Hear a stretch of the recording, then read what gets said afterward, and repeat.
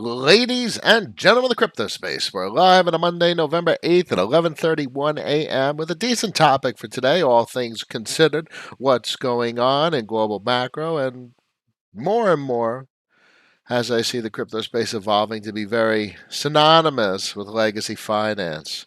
I think markets from like equity markets seem fragile. Still in up-only mode.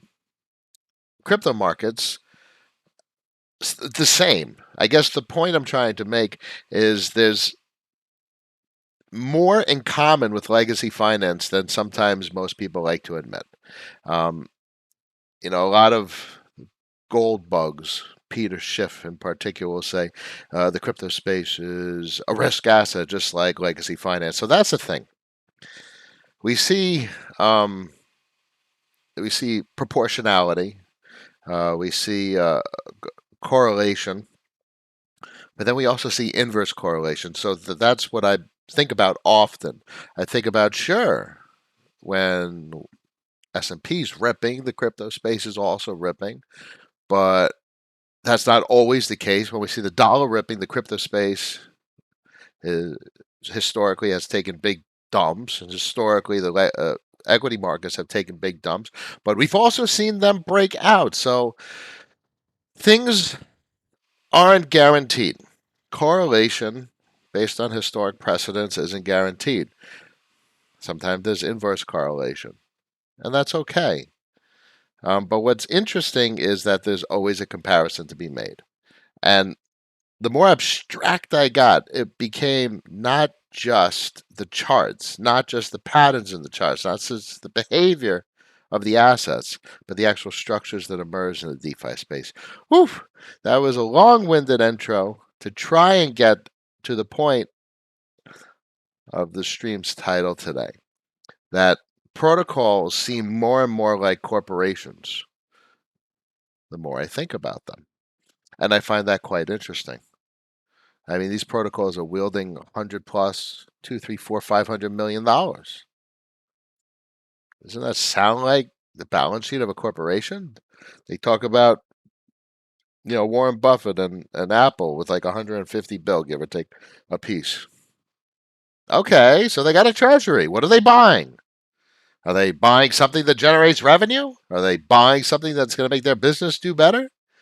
That's the same thing we're talking about in the crypto space. I mean, Keeper DAO has 100 mil, and we're talking about them buying 40 mil worth of CVX. That's so cool. And these are voted on by people just like they're voted on by people in legacy markets. Obviously, it's a very different voting experience, proxy voting in legacy finance, unless you're like a preferred shareholder. I find that just refreshing. I've always found analogies and modeling refreshing, where one thing looks like something else, or one thing can be explained in terms of something else. And that's why I talk about monetary velocity, inflation, deflation. I talk about the central bank conversation being applicable to the crypto space. And that's how you craft the monetary policy. It's how we've gotten to where we are in our understanding of why the crypto space behaves as it does. Let's pop it over to the main screen and see who's in the stream, boys and girls. We got Curve up. Curve's looking good. Holding on the 100 SMA on the 4-hour. Looking healthy above the 50 SMA as well. Frankly, it looks like a resistance flip support. So we broke down. We finally, on the 4-hour, after the big rips, obviously 5 and change, the big breakout, and clearly a head and shoulders, broke down. But it seems like we held on the 100 SMA, but then we got back above the 50 SMA. This is a heck of a place to get back above for a resistance flip support. I mean, it wasn't really a resistance flip support for much time. It was like 2 hits as resistance. It pretty much held the 100 SMA on the 4-hour. Let's take a look at the daily real quick. Yeah. Well, lost the TWAP a little bit on the daily. 10 SMAs up there. Look at the guppies. Solidly above guppies. Technically, it's above the TWAP. red and green in different, but it's still above it. Turned red because it's come down a lot since 5 and change, 450. And this thing came down 388. Damn. Typical curve retrace, baby. Woo! Let's see who's in the stream. Dan's in the house of pleasure. Brian, good morning. Rejected, good morning. Talman. Yes, Dan, are you looking to other ohm forks? I am not. Professor J, Rupert, what's up? Brian, yeah, no interest in Snowbank or any of the forks. I don't have time for that stuff. Food Bear, good morning, Dan. Dan, it's time's hard to forget at this point. Well, you know, there's still. I don't need to outperform significantly. I don't need 1,000x on the money. I know a lot of folks come into this space with $1,000 and hope to make like $10 million in retirement money. And that's not the education. That's not the story I like to tell. I like to tell the story that DeFi is a savings system. It's banking. It's the evolution of a financial system doesn't fuck its users. You're putting money in a bank account, you're fucked. You're putting money in 30% returns on Curve, you're outperforming the market. You're saving. I mean, you even put money on Aave, you have a capacity to potentially outperform the market with some strategic positions. And even if you're just putting money on Aave, stable coins, at least you're not being stupid about your money and how the banks screw us. So that's the first step. That's what I tell everyone. So I don't like to encourage too much speculation, even in times when things seem so obvious. Have a small position of Curb. Grab a small position of something else that generates a fair amount of money. I mean, this thing, all this stuff could take a fat hit. A fat hit. This no look Curve. Someone bought Curve at 550, and someone got scared at 380. And what if it went to $3? $5 to $3, $2 hit on $5 Curve, 550. That's a big hit.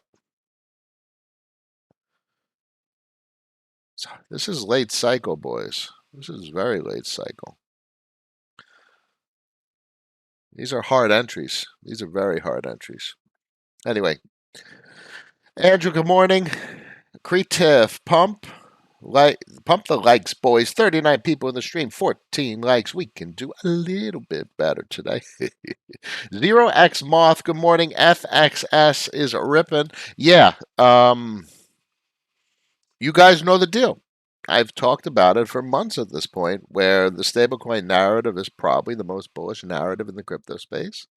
And I think this stablecoins are the best opportunity in all of crypto. And we're not talking about USDC and USDT or even GUSD. I think USDC and GUSD are great fiat on and off ramps. But if we're talking about future, it's MIM, Frax, UST, whatever the heck Andre is working on over at Keeper, not Keeper. Is that Keeper? What does he call it? Fix Forex. So I don't know. Stable coins. That's a narrative. That's why 0x Moth is talking about FXS. There's probably going to be a heck of a VEFXS airdrop for the FPI, Frax Price Index. That's so cool. Andrew, what the heck is Snowball? It's a fork of Ohm. There's a billion forks of that shit. And now they all can build treasuries. And that was the whole point of the title of the stream. The whole point was that corporate treasuries, protocol treasury, well, what's the difference? I mean, all these are just building of a treasury, and the treasury has to accumulate cash flow and productive assets. So, in many regards, that requires just good governance, good stewardship. So, there's plenty of others that could come online and can gain critical mass, like Olympus DAO and Wonderland. But you need a team. And teams of engineers are hard to come by in the crypto space, especially the top tier talent. So that's food for thought when speculating on something with no track record.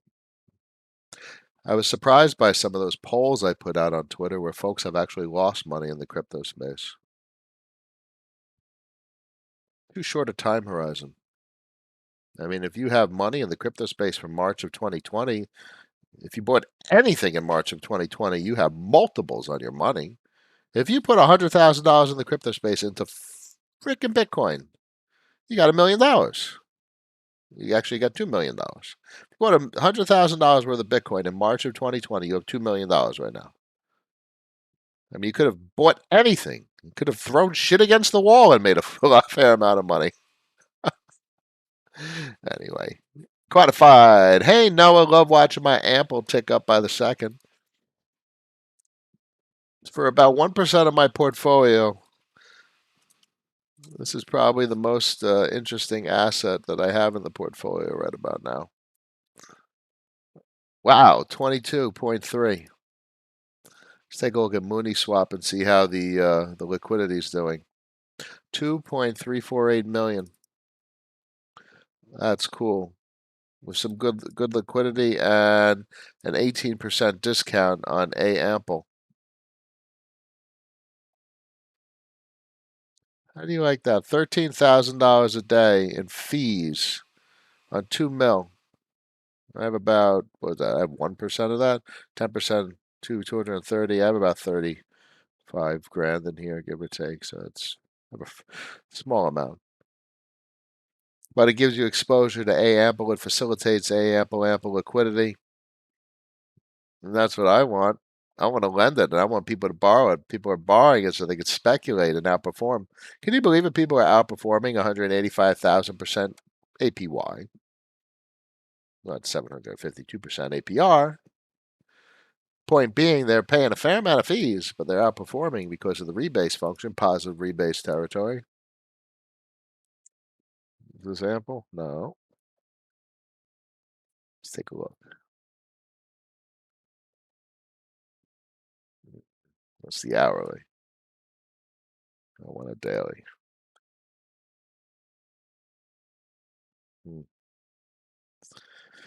Well, we'll see. It's a bit of unprecedented territory to be holding right there at $1.69. That looks like if this was historically a relatively fixed asset. Ample's just a volatile supply asset. It's an elastic supply. But if it was a regular asset, I would say this is approaching like resistance flip support. Well, it's not above it. It's actually 162. Looks like it's at previous resistance.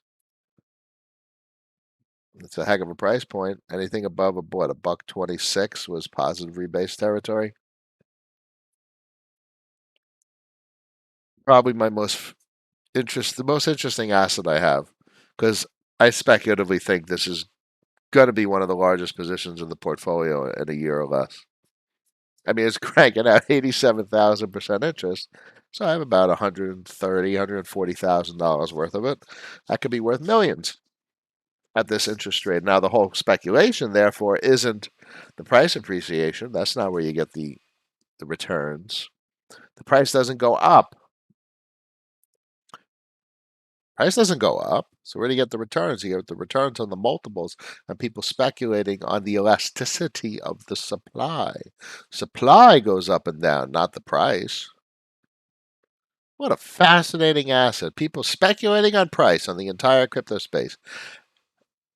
And then you have this one asset in the entire crypto space where you're not speculating on the price. You got a little bit. You're speculating on a range of prices and directionality of the price. But you're speculating predominantly on the supply, the circulating supply, which is very predictable whether you're going to get an increase or a decrease in supply. So let's say you're still in positive rebase territory down until almost negatives. But in negative rebase territory, you have a long position. Here at $1.68, you have a decent short position. You can borrow, and if Ample goes to $1, take 10% off 16, 20% off, 30 cents off. Be $1.30, $1.38, 20%. If you borrow and sell the Ample for stablecoins, you could rebuy depreciated Ample at $1.30 and change and pay back the difference. You want to obviously speculate that the price is going to adjust before the positive rebase.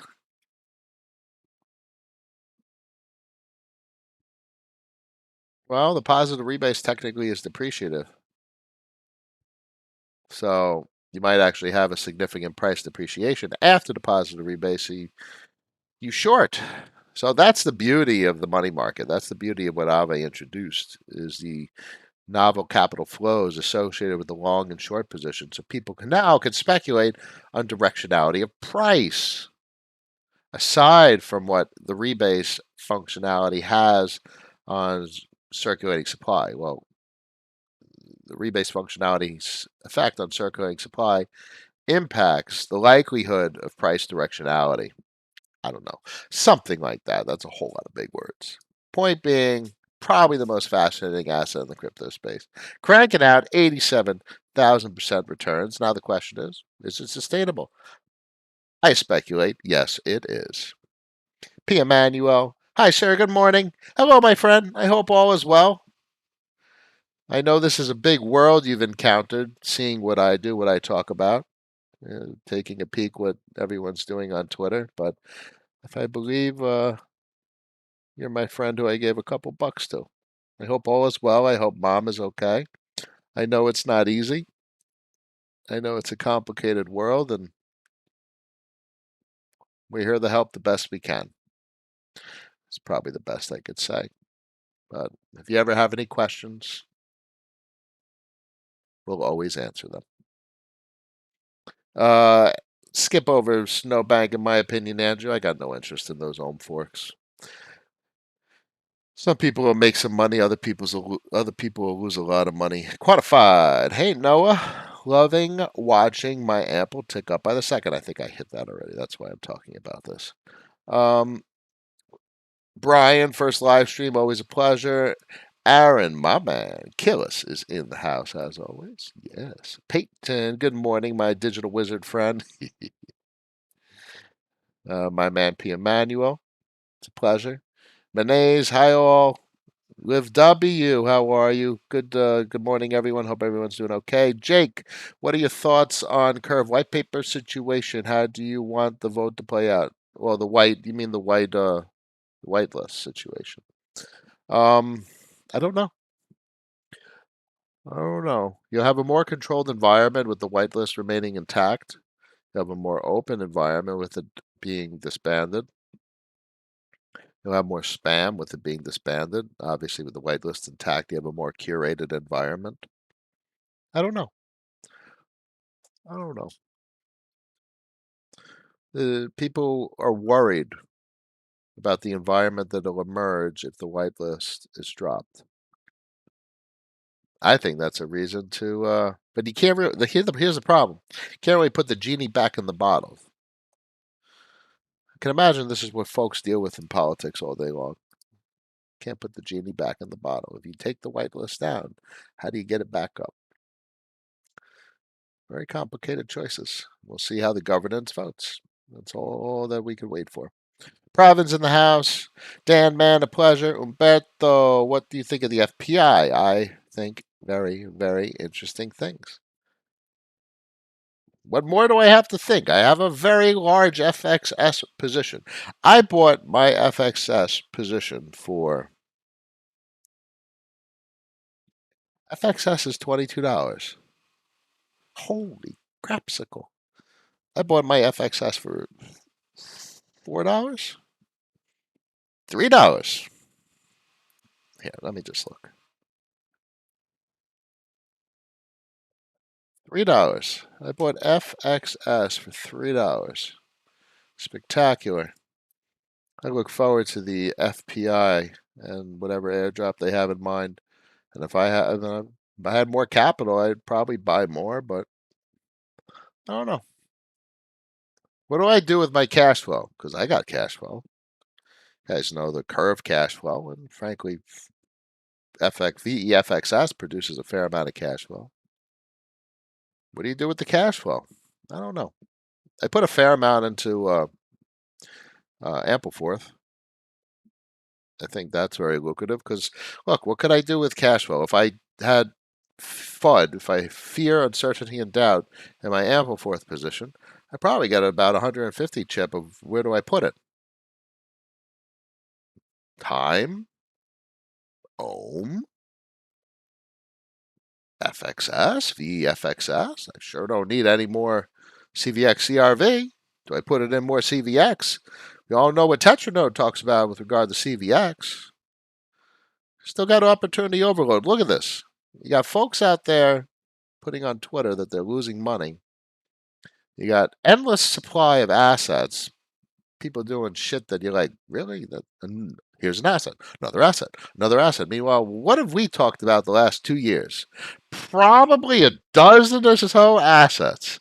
You guys realize that? I talk about a dozen assets. Every once in a while, something new creeps in. We got Spell. We got Ice. We got Time. We got Ohm. We've got Ample. What else is new recently? VFXS is relatively new. That's probably a newer asset in the last like 6 months. There's very few things that get on the radar. We talk about Rook and Keep It Down. Very few things, but Keep It Down and Rook was a historic asset that we played last year, if you recall. Jacob, hey Noah, hope you got airdrops from Immutable. I got nothing from Immutable. Thanks, SEC. All I know is, when are we going to sue the SEC? When are we going to get a class action lawsuit to sue the SEC for capital loss? Because of their rules, people in other countries got the Immutable X airdrop and people in the US did not. So, ipso facto, because of their policies, we didn't get the IMX airdrop, which has literally a dollar value. So, because of their policies, there's damages that were inflicted on us persons. And we would like compensation for damages resulting from their policy. Other people got the compensation. We did not because of a policy. Those policies caused damage. We want compensation for that damage. Oh my God, it's has class action lawsuit written all over it. That's the deal, Jacob. Dan, can I please talk about more of the stablecoin narrative and Frax? Well, Frax fits into the stablecoin narrative. I think USDC and USDT are going to get capital controls. The gov's going to want them. The Treasury is going to want them to be backed by literally whatever the hell the Treasury wants them to be backed by, either cash deposits or like government treasuries, something very tightly regulated. And I don't want anything to do with that. So the biggest narrative really is stablecoins that are not backed by dollars. So there's going to be rules that if you want to be a stablecoin, you got to be registered with the Treasury. I'm most interested in stablecoins that cannot be regulated by the Treasury, are not backed by dollars, and that are outside the historic system. I find that to be the most tantalizing opportunity in the crypto space. They're trying to control the crypto space, and the crypto space is fighting back. And those are the assets that I think are most interesting. A lot of people would fear that. If you think about it, a lot of people would fear, oh, there's somehow the government's going to shut people down and it's going to lose all your money. I don't know. But I don't fear that. Fear preserves opportunity for the fearless. We've said that before, haven't we? Hope that helps, Stan. Emil, can you say good evening, Rupert, please? Good evening, Rupert. My man.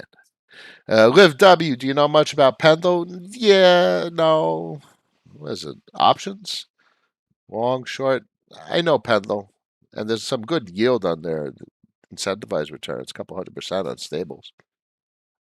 Not something that I've spent too much time thinking about. Dominic, good morning. Got into yield farming with Taiki in March, but I'm only a small fish farmer right now. But I love your mentality. First time I'm able to catch you live. I've been waiting all weekend. Well, we're back in action. Try my best to keep streams consistent. It's not going to be 5 days a week like I historically did over the last year and a half, 2 years. It should be about 3 days a week. But AskFit, I keep up with AskFit. I don't think I have any comments right about now, but we'll check. Some good content on AskFit. I did a bunch this morning. I'll do more, but if you ask your questions, I'm more than happy to answer them to the best of my abilities. Let's. Oh no, I don't want digital assets. Go back here. I'll put this link in the stream in the comments. It's not the easiest for me to answer, like, what should I buy? Should I buy this? Should I buy that? If I have $10,000, what kind of portfolio do I structure? The odds are probably stablecoins at this point, late cycle, and you wait about a year for things to get hammered, and then you got to buy on the cheap. And that's really what, like, March 2020 was an opportunity to buy on the cheap, buy the dip. My 2 cents. I don't know. I'm not gonna be able to give the best advice in portfolio construction. But I like talking the narratives, and hopefully I can help you with your own portfolio construction. YB, good morning, fam. Off-topic question. What's your exit plan? Diversify stablecoin holdings, or do you have one specific you like, or you exit completely and reevaluate entry later in the bear market? What is a bear market? What is a bull market? I don't know what those are. And I've lived through 2019. I remember 2015-ish. You've seen some pretty bearish. What is a bearish market? And that's the whole point of me stating. I think people see the market in black and white, up or down, bull or bear. My exit plan is to generate revenue every day, every second, and to be able to press a claim button to get paid at the end of the week. A salary, an income. So I'm not a fan of thinking of this thing in terms of cycles, bear markets anymore. Whether we have a super cycle or not, what is a super cycle? Whether the market generally goes up, we'll see. We only know in hindsight. I tend to think we'll have decreased periods of bearishness because there's too much capital opportunity in the crypto space. Do I think things are different? 100% do I think this market is unlike anything in the past. Do I think the market will have bearish overtones at times? 100% guaranteed. Do I think capital will leave the crypto space like it did in 2018, 2019? Absolutely not. What's the point of capital leaving the crypto space? The best opportunities on the planet are in the crypto space. So why is capital going to leave? Do I think it's different this time? As I said, 100%.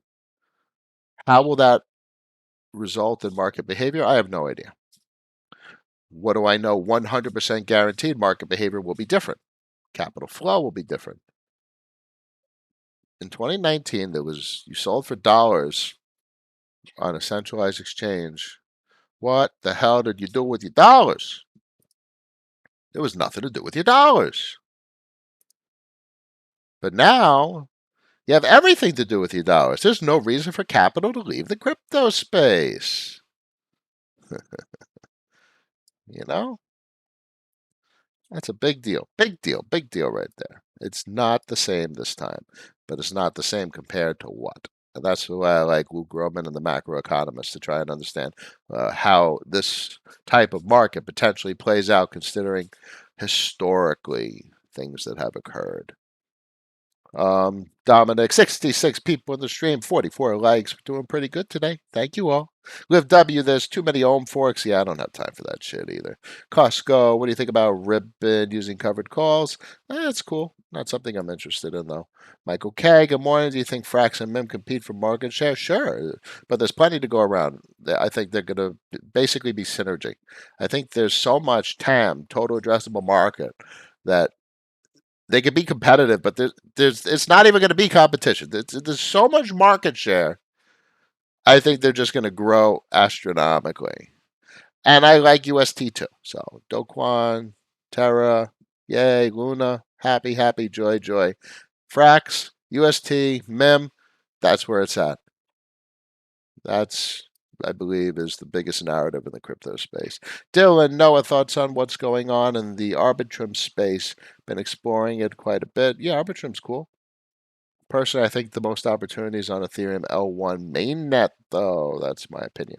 Creed Tiff, good morning, Noah. Anything on Tesla and the whole stock markets? The last video you recommended by George Gammon, he ultimately came to the conclusion of where government has to inflate stock prices next year. Well, I subscribe to Brent Johnson's ideology where the dollar goes vertical, stocks and bonds both go vertical at the same time, which is going to blow macroeconomists' minds that aren't prepared.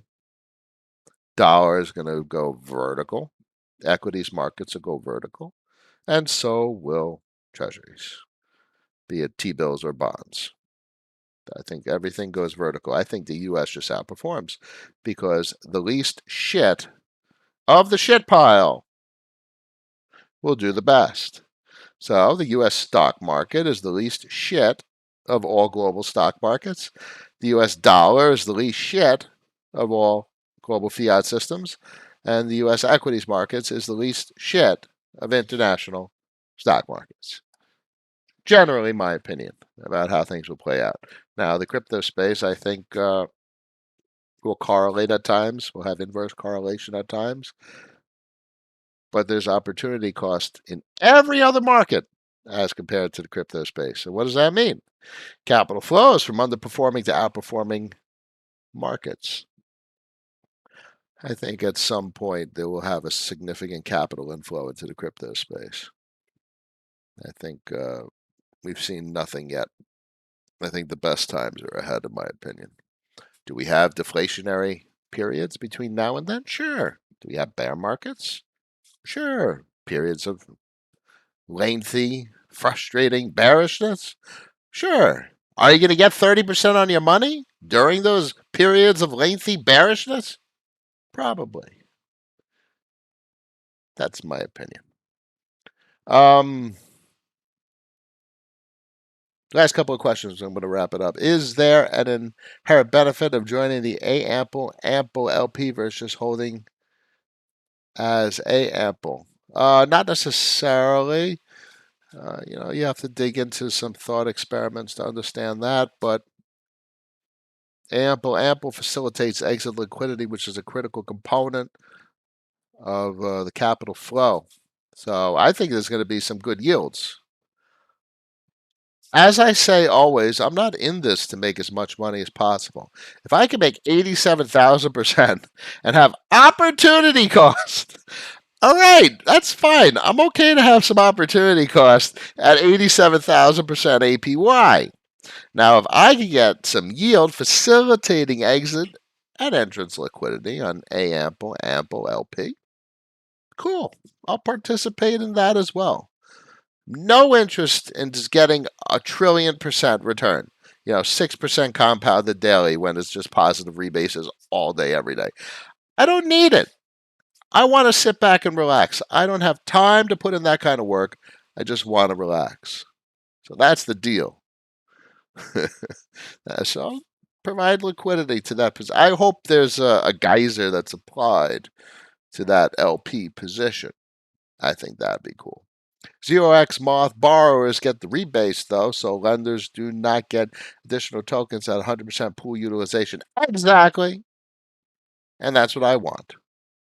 I want to pay the borrowers a premium, which obviously if I'm making less than them, I'm paying them a premium to do that work. So my lending APY gets 100% fully utilized. Yay, great, love it.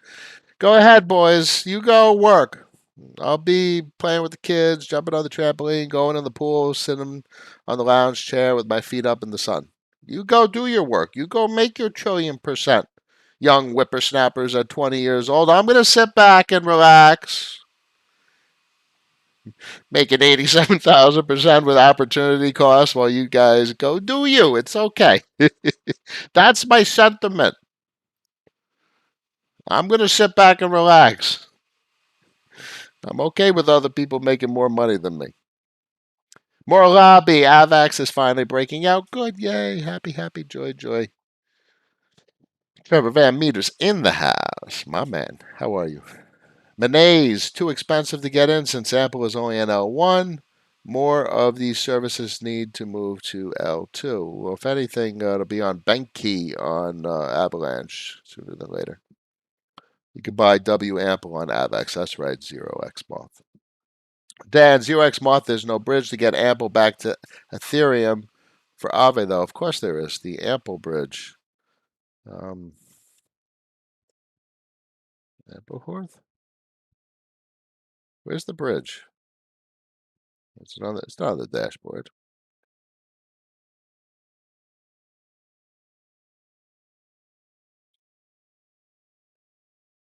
Claim? Geyser? No.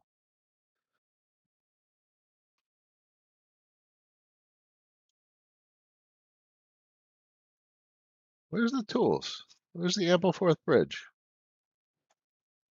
Not there. Not there.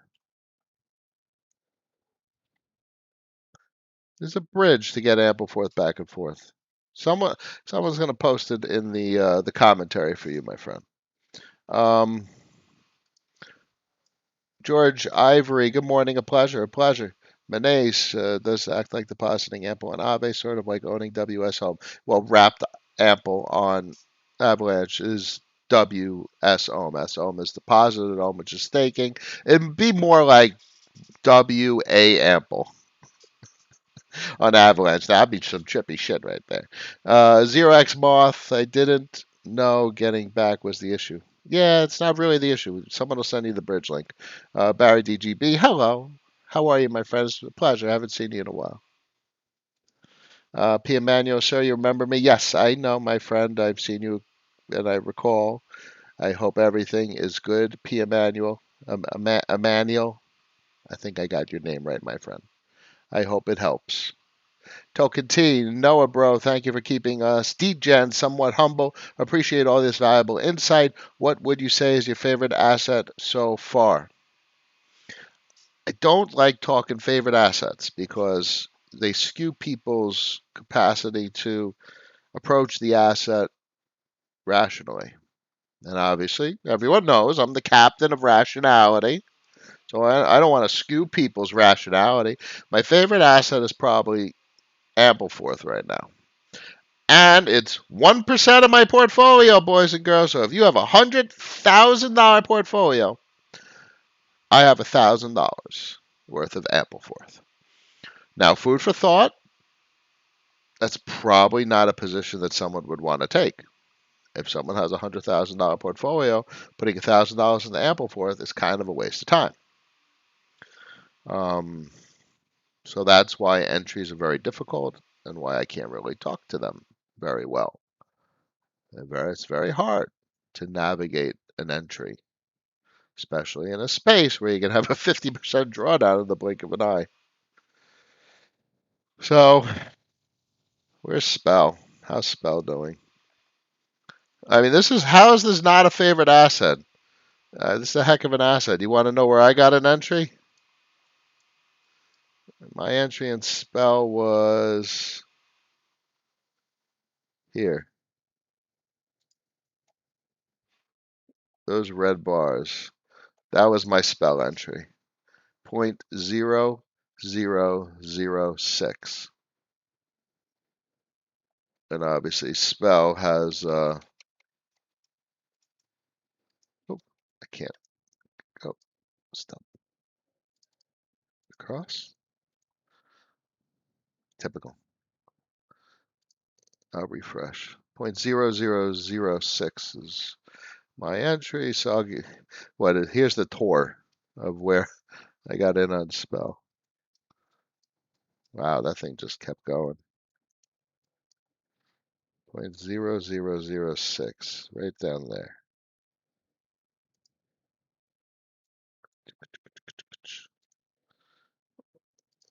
And then where are we currently? Obviously, it went up a lot since 0.0006. There's a big retrace going on. Compress it, you get a good perspective. If you notice, it's following the TWAP on the daily. I mean, that's just remarkable.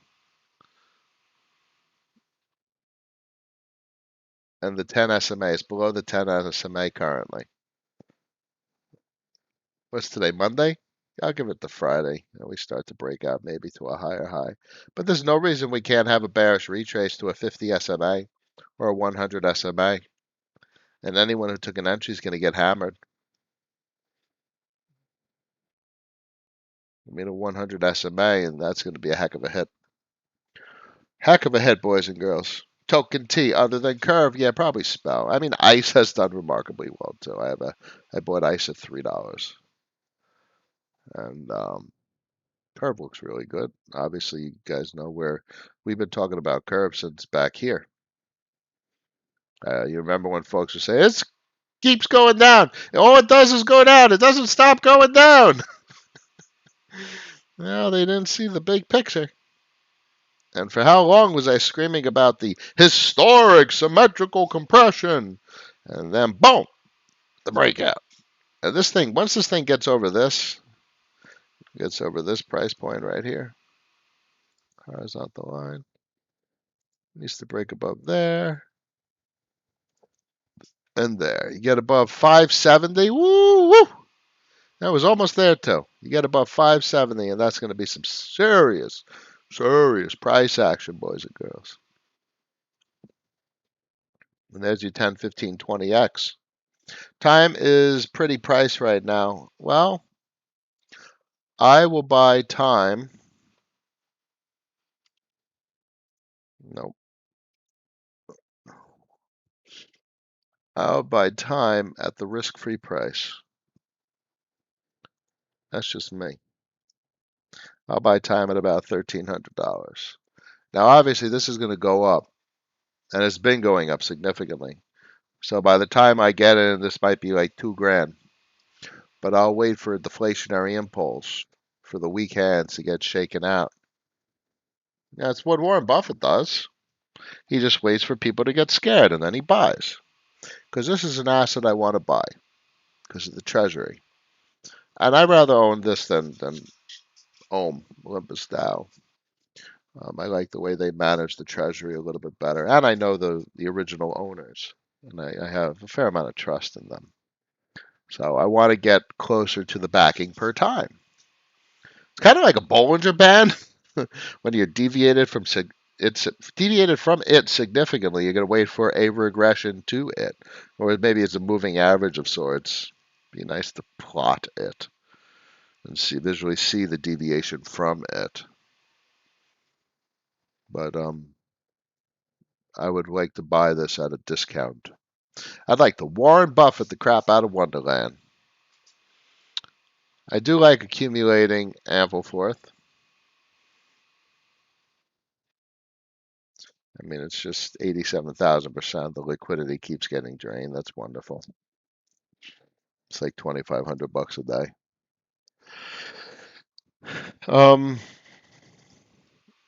Car toy. Sup, Noah? Love all your work that you do. You're very welcome. Killis, P.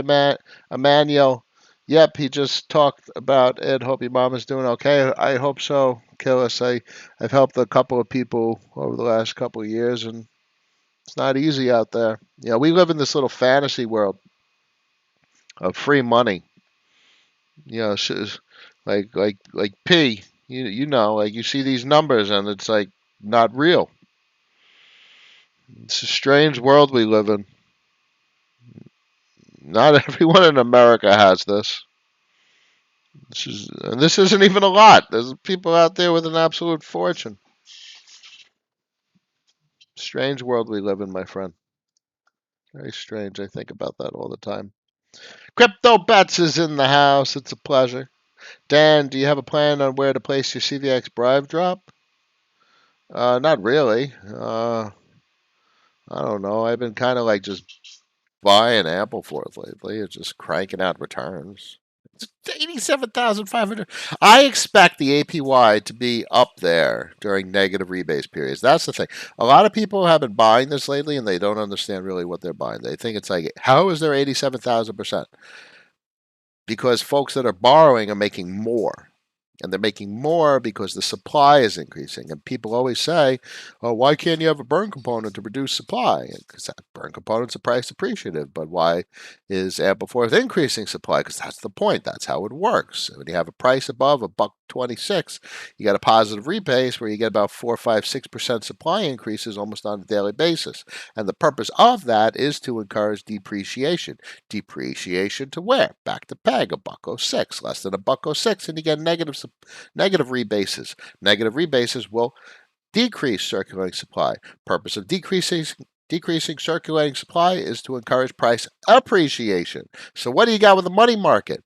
With the money market, you have a capacity to long that speculative price appreciation. You also have a capacity to short a speculative price depreciation. You also have a capacity to long the positive rebase. So it's complicated. A borrower borrowing the capital that I'm providing, that I'm lending, let's say they're borrowing at $1.50, whatever the hell the price is, $1.50, and they're expecting a 4% positive rebate. So you can get 4% on your money. You put 100 grand in, you're going to get $4,000 for the day. Now, if the price appreciates also 10%, and you go from $1.50 to $1.65, you're going to get 19% on your money for the day. Positive repays plus the percent price appreciation. That's a heck of a day's work, 19%. On 100 grand, you make 19 grand for the day. You're operating in a whole different wavelength compared to income for the rest of the world, especially P, who I'm happy is joining the stream. And then you have the bets on the flip side. When you have a short position, if you're shorting from like $1 and you're expecting it to go to like 85 cents, 90 cents, so it would be a 10% short. So you got a negative rebase, which would be, let's say, a 4% circulating supply cut, so minus 4%, and you go from $1 to 85 cents, 15%, you just made 19% on a short position. So that's why people borrow when you're going short. They want to borrow to sell it as a short. But you can also borrow for the negative rebase, because the negative rebase is designed to be price appreciative. It could go from the dollar to $1.10, $1.20. So people take the long position. The whole big thing, and what's so crazy about the inclusion on Aave, is the capacity to long and short an asset with an elastic supply. Absolutely fascinating. What's the risk analysis of MUSD? MUSD is actually a risk minimized asset, Larry. Spreads the risk out amongst all the risk profiles of the stablecoins. That's the deal with MUSD. Not a lot of momentum with MTA, but that's something if they do a monetary policy shakeup, I'd be curious to see what they come up with. Crazy you can't get downside protection on a double stablecoin liquidity pool. I'm not quite sure what you're referring to, but I like it. MUSD and Frax. Oh, downside protection. Well, I don't know how you get.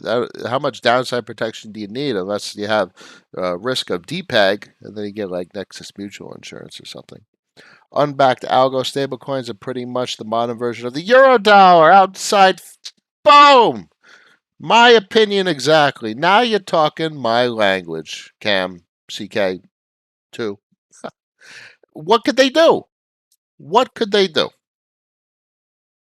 They can only do things indirectly to control the market.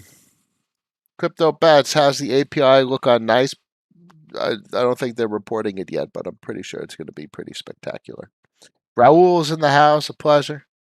Thank you for all the Aspid answers, Dan. You're very welcome. I hope it helps. I do my best. It's a lot. I got a lot going on. Felipe in the house. Thanks for all the information.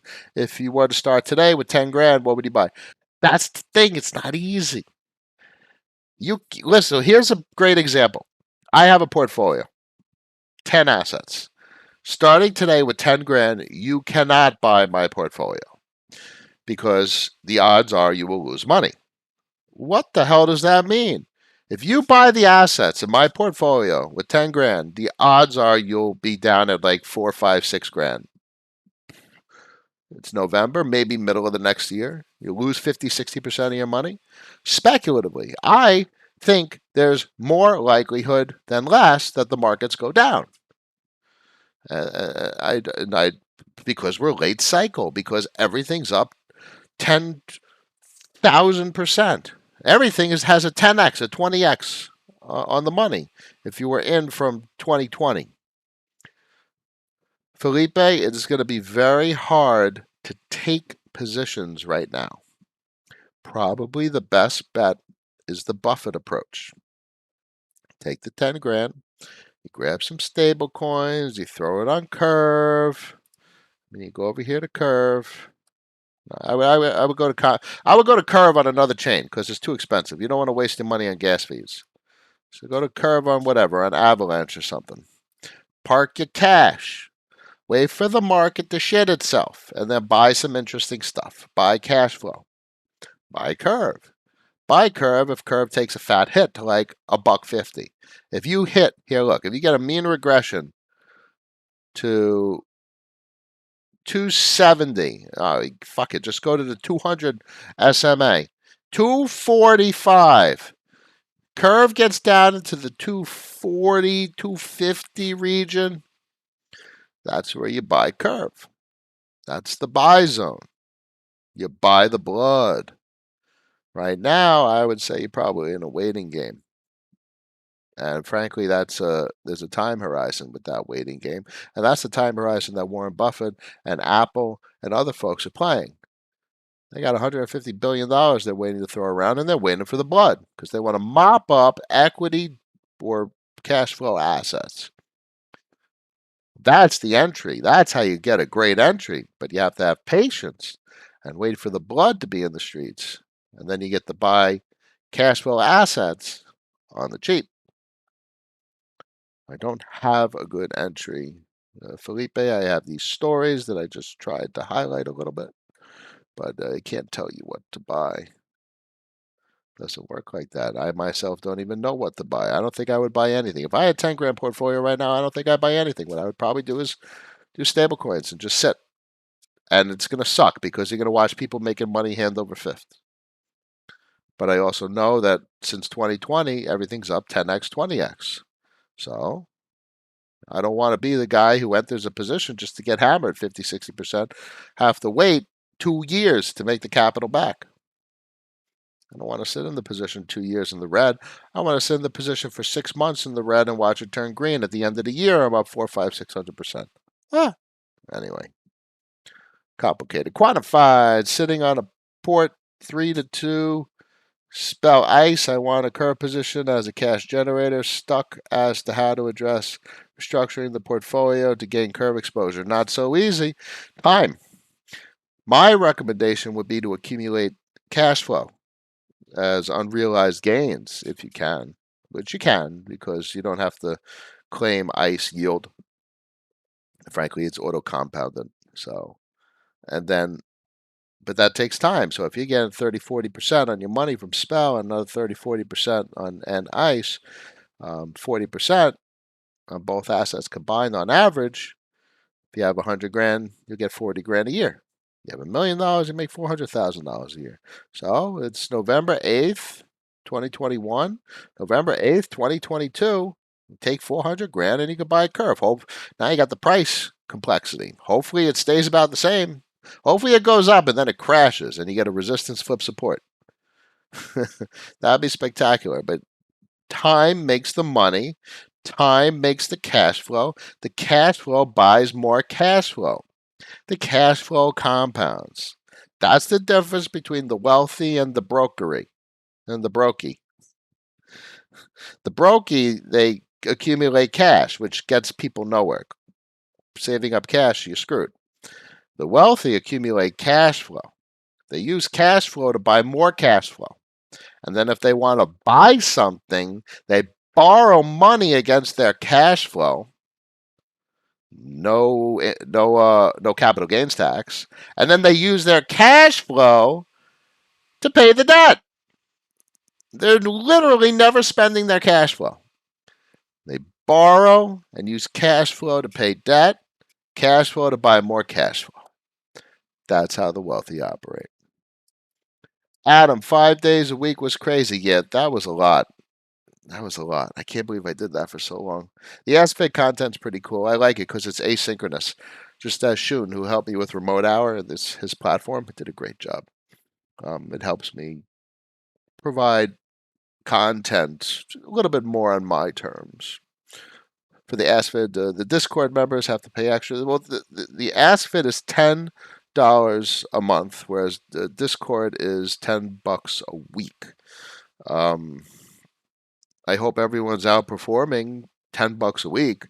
I mean, if you're in the crypto space, getting 60% on your money, I hope you're outperforming $10 a week. And I don't want to make it zero. I would love to. I mean, I would love to give away the content, which is why I do these YouTube streams. But by charging a couple of bucks for Discord, it ensures a very tight knit group of folks.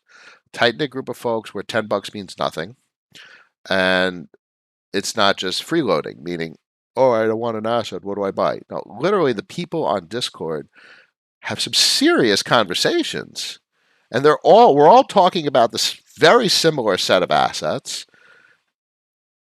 It's really just a tight knit community of folks that do things a certain way. All of them are incomers.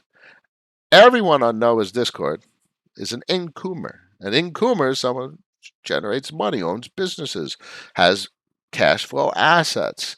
So that's the logic behind the couple of bucks there. And as for AskVid, I think that's just a little extra because $10 a month doesn't really stack up to much. I think I'm getting like $100 a month at this point. That clearly doesn't do much in the States, at least. But I provide free content there also. Every now and then, one of the videos I'll just push free. P. Emmanuel, my friend, God bless you as well. I hope, Mom. And, tell other people, keep doing what you're doing on Twitter. And it's definitely not easy out there. It may seem easy for us. And I'm pretty sure what you're seeing right now in this stream and on the Twitter that you've seen from me is kind of mind-blowing. Folks on the stream, P is out there in India, and it's hard out there. It's a different world when you try to make a couple of bucks, and it's not easy, especially when there's sickness in the family, especially in potentially rural places around the planet, and it's not so easy in a lot of places. So we live in a little bubble. This is very much a little bubble of opportunity. Anyone who's been here for a bit and on my stream, please remind yourselves of that and stay humble. And you're very lucky that we've been able to do what we've done. Very, very lucky. Dominic, your mentality and ideology make so much sense to me. I overwhelm myself trying to research degen farms or safe farms. I just want to allocate capital and earn weekly income. It makes the most sense. Oh, my man, of course it does. We're incomers. We want income. We want revenue streams. We want cash flow, baby. That's what the wealthy have done. Just, I guess nobody really put it into like normal human words, and that's really what I've done, I guess.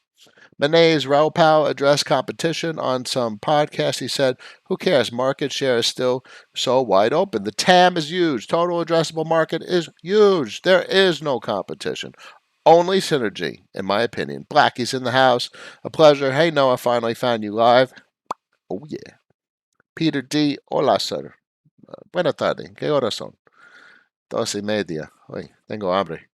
Do you have any thoughts on Badger? Good return? Badger's cool. I like Badger. I think there's so much opportunity cost associated with Bitcoin, though. The thing is, there's so much old money, and people don't want to give it up. I understand. If I had $100 million worth of Bitcoin, I probably wouldn't want to sell it either. It's a good cash position, but it's really for the whales. Otherwise, if you have $1,000, you're not going to make 100 mil off Bitcoin. Huge amount of opportunity cost associated with Bitcoin. Bottom line, got a lot of money already. If you're a Musk or a Sailor, you buy Bitcoin. That's what you do because you don't have to be figuring out tech innovation. You don't have to be speculating. You just buy Bitcoin. The narrative for Bitcoin is very simple, but we don't. I don't think we fit that category. Maybe 100 mil. If I had 200 mil, I'd put 100 mil in Bitcoin and just forget about it. Something like that. When you have a lot of money, you can make those types of choices. I would like to have your thoughts on a small portfolio of 3K chasing airdrops. You're going to get hammered on gas fees. Yeah, it's going to be very expensive. I mean, listen, 3K, honestly, the best bet is to figure out, put your capital on Aave. You're getting 5% on your money and save your money. Save your money. Save up 10, 15 grand at the end of the year. And you got to buy revenue streams because the stablecoins aren't a revenue stream, but they're going to appreciate a little bit. You could get a little degenerate with curve pools and maybe some abracadabra leverage on like a 3 curve pool, or just curve pools over Aave. And you could use the yield on the curve position, or even the abracadabra leverage curve position is going to generate curve interest, CRV interest. So there you go. You're building a curve position, building a curve position. But the thing you got to get away from, in my opinion, is that you're going to make money in the crypto space. No, what you're going to do is learn how to use the crypto space to save your money. And you're going to work. And at the end of the week, you're going to buy more and more stablecoins, more and more stablecoins. So you're going to save your money denominated in stablecoins instead of a stupid bank account where you're fucked and you're going to go nowhere in life. So you buy stable coins and you're making 30% of your money, 30% of your money, 30% of your money. And that's yielding curve, which over the next 5 to 10 years is going to appreciate significantly. Now you're getting ahead. You will get further ahead than every one of your peers. If you're saving stable coins, if you're putting in a bank, you're screwed. You're screwed. I mean, listen, folks would say don't provide financial advice, but fuck, that's not financial advice. I'm literally trying to help someone save a life. You're screwed with a bank. That's crazy. You know, I say that like a parent putting money in a bank account. What a fucking tragedy. Absolute shame and tragedy that they don't tell people they're screwing their lives. Horrible. Horrible. Flying Frog, how long Aave will keep paying 87K? I expect it to be in perpetuity in many regards. They could drop at any time. That's not the way Aave works. Aave works based on supply and demand. It doesn't work on dropping at any time. It's based on demand. 87K APY sounds like you don't understand where that APY comes from. Don't buy something unless you understand where the APY comes from. You're right now, what you just said, it could drop any time. You fear the APY. You fear the APY dropping. Why would it drop? Understand why it would drop and understand why the API is what it is before ever taking a position in such an asset. I wouldn't flinch an eye if this 110 turned into 50. Do you understand? I don't fear this position. I am in control over this position. I understand why the APY would drop. I understand why the principal would drop. I understand why the total quantity of assets would go up. I can see this going to rebasing positive for some reason. And maybe it could rebase negatively, depending on how the capital flow dynamics work out. The point being, do not engage with an asset if you fear it or don't fully understand it, please. Liv W, factory pool is live on Avex Curve. Yeah, I saw that launch. Yeah, it's pretty cool. Jonathan, so if I deposit Ample on Aave for the 87K, I no longer get the rebases. Only if there's 100% utilization. If there's 20%, if there's 80% utilization, you're going to be exposed to 20% rebase, whether it's negative or positive. So anytime there's here's the kicker. Anytime there's positive rebases, you're going to have 100% utilization always. The bots are going to take care of it. You're going to have 100% utilization. Negative rebase territory, I speculate you'll still have close to 100% utilization. But bear in mind, Jonathan, it's very speculative. I speculate folks are going to be longing, or there's always going to be a part of the community wanting to long or short the volatility of the price action. The price action being pushed around significantly because of the negative and positive rebase and the effect on circulating supply, obviously. So I think if anyone is just borrowing because of the positive rebase and that dries up a little bit, I think that available liquidity is just going to be sucked up by people wanting to play the traditional price action game. Oh, the long and the short. That's what a money market facilitates. It facilitates people taking a long or short position in the asset. I think negative rebase territory you're going to have at or close to 100% utilization. That's my speculation. Food for thought. Food for thought. Novatron, I'm listening. You're very welcome. A pleasure. Kayla, I currently own Ohm, bought at 11.90. Can you give your take on the situation where the price is currently below that? Long time hold or sell when it drops. I like Ohm. Clearly, the interest on it is designed to be hyperinflationary. With that kind of interest, if it goes to $800, you will eventually have more money than you did at $1,100. If you understand that, you have $1,200 purchase. It goes to $800, but you have twice the supply, 5 times the supply in less than a year. 8,000% interest. You have eight times the 8x. I'm sorry, 80x. Jesus, 8,000% interest. You have a massive increase in the quantity of assets. So you have two components. So Ohm and time have similar complexity to wrap your head around as Ampleforth, because you have a change in quantity of assets in addition to a hyperinflationary return yield. I don't have an answer for you, Kayla. You could have a very significant price depreciation. My expectation for Ohm, I would like to have an entry. Nope, that's Ampleforth. Ohm, I don't have it up anymore. Oh, there it is. Nope, that's Wonderland. Oh, here's Ohm. I would like to buy Ohm. Here, backing pro. I would like to buy Ohm somewhere around $200, $250. Will it get there, Kayla? I have no idea. If it gets to $250, I'll buy Ohm. I'll carve out a chunk of Ampleforth. I'll carve out a chunk of interest that I save up from my cash flow positions. I'd buy Ohm. And the same thing for time. The good entries for time are by the backing per time. And this is the backing per Ohm. These will probably go up over time. So this will probably be 2,000, 2,500, 3,000 by the time there's some sort of deflationary impulse, 9,000. Maybe this goes to 15 grand and then crashes to 3 grand and the backing per time is 3 grand. That's a heck of a buy. Same thing here. Maybe this goes to 1,500, 2 grand, and then it crashes to like $500.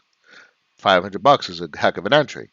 Listen, okay, well, $500. You buy at $500 and it goes to $1,200 and it crashes to $800. You pretty much don't care that it crashed 50%. So that's the kicker about entries. If you have an asset you bought at $500 and it goes to $1,500, you're up 300% on your money. And then it crashes to $800, you down 50% on the money. You're still up $300 on your $500. You're up like 60%, something like that. That's why entry is everything. You could be down 50, 60% of the money and be like, all right, I'm okay, because I'm making 8,000% on $800. I hope that's not a large percent of the portfolio, Kayla. I guess that's probably a good thing to say. I think, I'm fond of never go all in, never spread too thin. I'm fond of, yeah, sure, you got to concentrate your bets to really make it, but with such a quantity of capital, my sentiment would be more of encouraging savings and accumulation, which is kind of what I was talking about for Axel and Felipe. Felipe and Axel asked me about 3 grand or less, and Felipe asked me about 10 grand. So I like the idea of accumulating stables in like a 3 curve position on convex, and you leverage the crap out of it on Abracadabra, so you probably get like 15-20% on your money. Or you just go 30-35% of your money in a MIM or a Frax position on Convex, and now you get 30% of your money with the interest denominated in Curve, in CVX, in Spell, in FXS. So you got asymmetrically appreciating assets. So you got to get over the fact that crypto space isn't about necessarily making a fortune. It's about unfucking yourself from legacy finance. You know, that'd be a nice topic for an entire stream of how to unfuck yourself from legacy finance. There's nothing wrong with saving and working. I did that for so long. Except they put in a bank account, and I would have been done so much better if in 2012 I kind of had some of these realizations earlier rather than later. It took me a long time to get to the way I think about these markets. Anyway, I hope that helps, Kayla. Listen, come back on the stream. Ask any questions. The same for you, Felipe. The same for you, Axel. I'll help more about folks trying to understand how to take entries. You know, I kind of shy away from it, but, you know, like the Curve's a great place to park stablecoins. And that's how you grow cash flow. It's going to take a long time. I mean, look, $1,190 at 8,000%. What's the return on Ohm? 8,000% on $1,100. It's not a huge amount. 6% per 5 days. But the compounding means at the end of the year, it's a lot of money. But that means you have to sit through an entire year. That's hard. And that means you're also sitting through the price action volatility. I mean, look, you said you bought 1190 and Ohm's at 9 and change. And what if it goes to 600? That 8,000%, all of a sudden, it doesn't seem that big if your Ohm's sitting at $600 one day. What's up with this chart? The chart on Spell is absolutely ridiculous. Ohm Frax? Ohm Frax. I like this chart.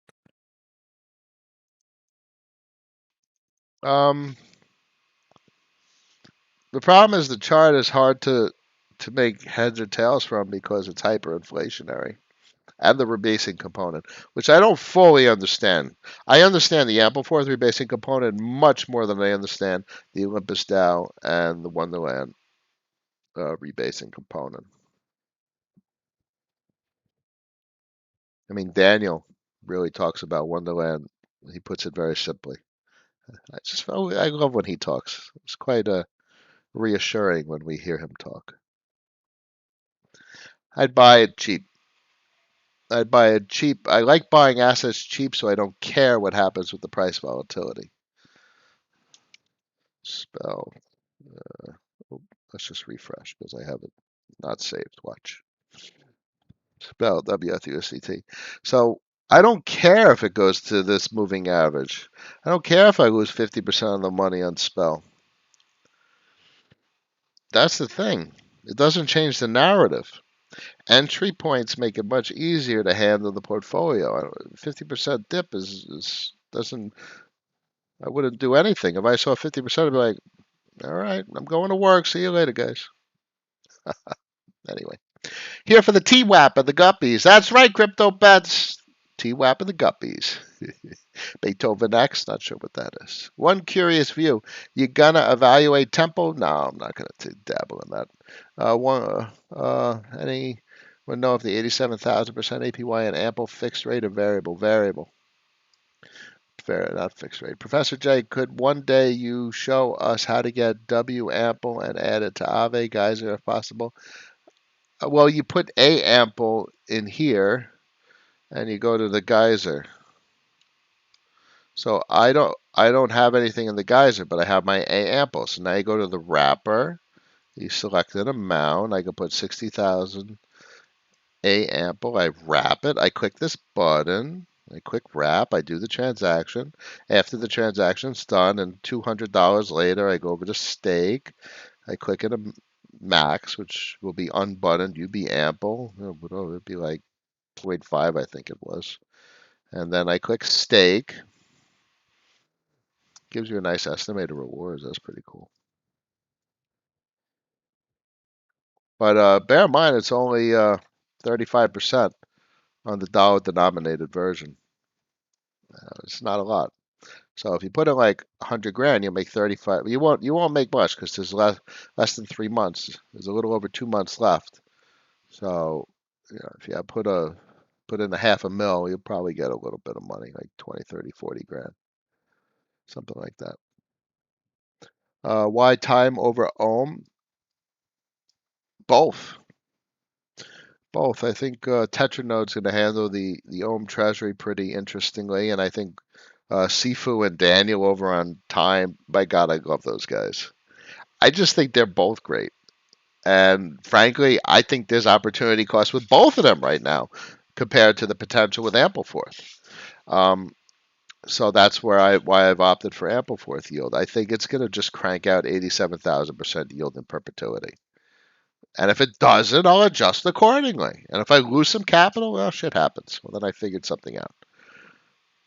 But I think it's going to do very interesting things. Alex, you showed a page showing how ample historical rebase the other day. What was that link to that site? It's probably here. Here, Coin Tools.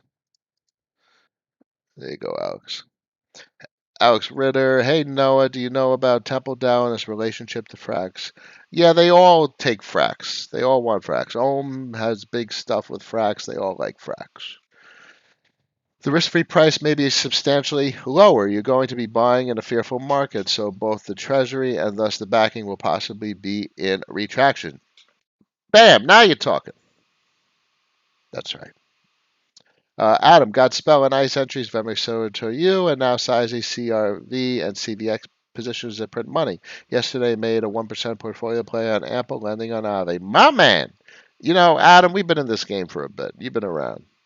We've done some pretty good. We've done some pretty good things. We made some good plays over the last 2 years. Adam, you made me some serious money. Bless you, sir. And I've done good. I made good decisions. Prudent, right, Adam? Very prudent decisions. A lot of folks come in here talking about random assets, and I'm like, yeah, I'm not really that interested. And oftentimes I say they're cool. I just don't have much interest in them. It was very hard for me to look into an asset.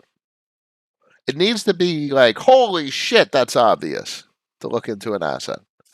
Or holy crap, that really, really makes sense. That's the deal. So I think the thing that catches my fancy about Ampleforth is that the money market changes everything. So you got 2 years worth of capital flow, and all of a sudden there's a money market. And I think it definitely changes everything about the capital flow. And what is it going to do? It's going to do something different. And I think it's going to do good things for the capital flow of the asset. It's going to increase market cap. It's not going to increase price. The price is not designed to go up. But the market cap, sure, it could go up. So the Ampleforth market cap is probably a better chart to watch. Here, fourth. Thanks, Noah, for such a great stream. How many plays do you have moving on your portfolio? Seems like the more plays, the less passive. Yeah, I have a relatively concentrated portfolio. 1, 2, 3, 4, 5, 6. I would say I have 3 major positions. I have 3 positions that account for like 70% of the portfolio. Spell Curve and Popsicle. Frax has just gone vertical. Ren has always been a winner since March of last year. I have a bag of CVX, which is up like 150%. Cosmos has always been a large position. And then Ampleforth after Cosmos, which is down at 1.34% of the portfolio right about now. Some random lingering stuff. Polkadot, Jesus. I bought 1,000. I bought 100,000 Polkadot before we had that 100-to-1 reverse split. Nobody on the stream will remember that.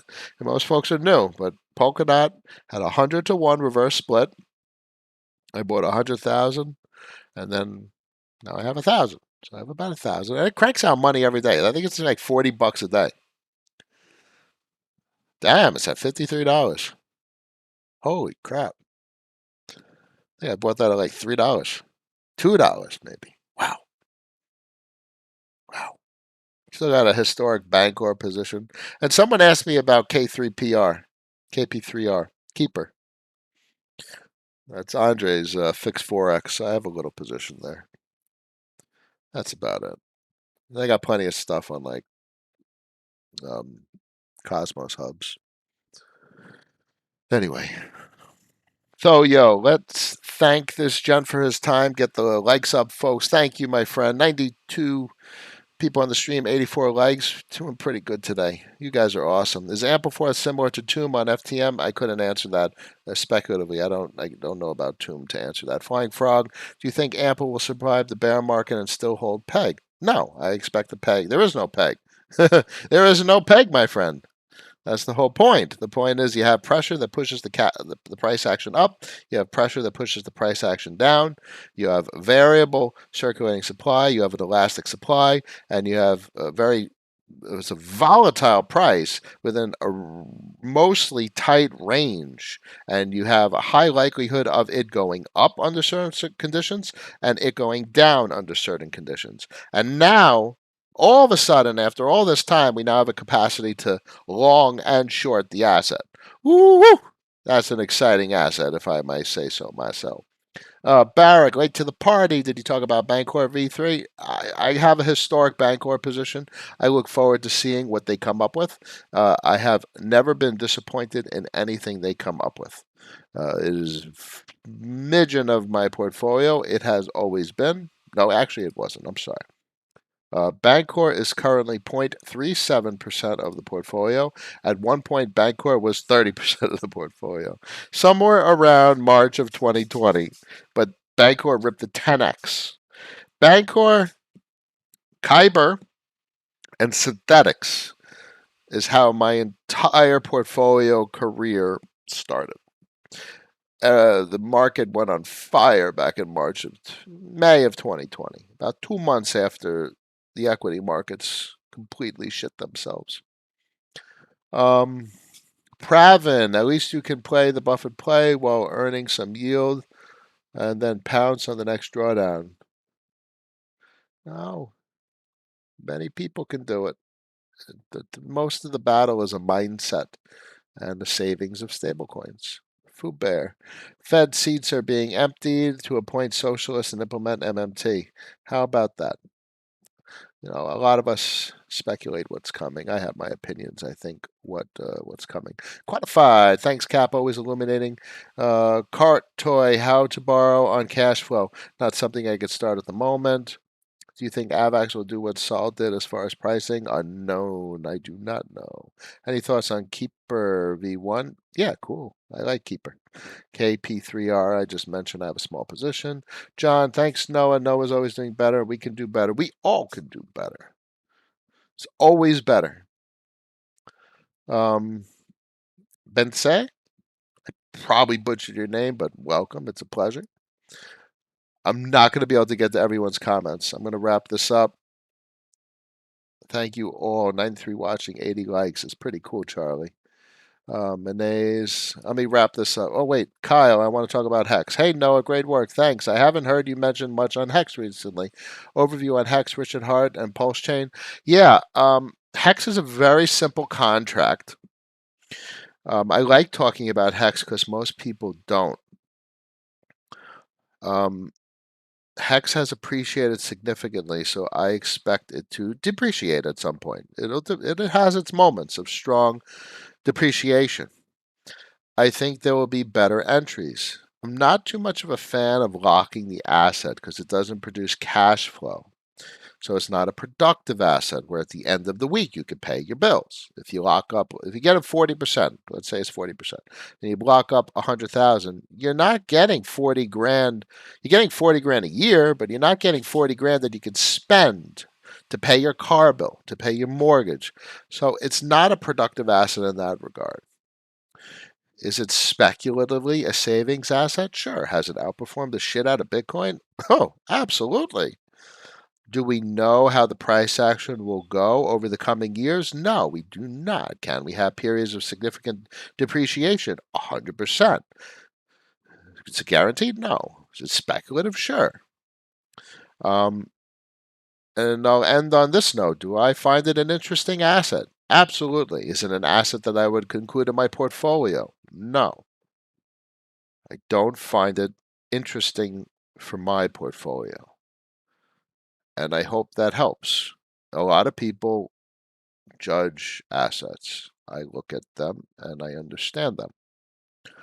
And whatever I just said is quite reasonable. And I think everyone in the Hex community should say that was a very reasonable set of opinions about the asset and observations. It was all factual.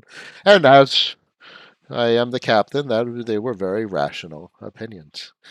Pulse, no interest currently. If they duplicate Ethereum, it doesn't mean much. You don't have the user interfaces. You have duplicate contracts and duplicate assets. I don't really see anything interesting regarding that at all currently.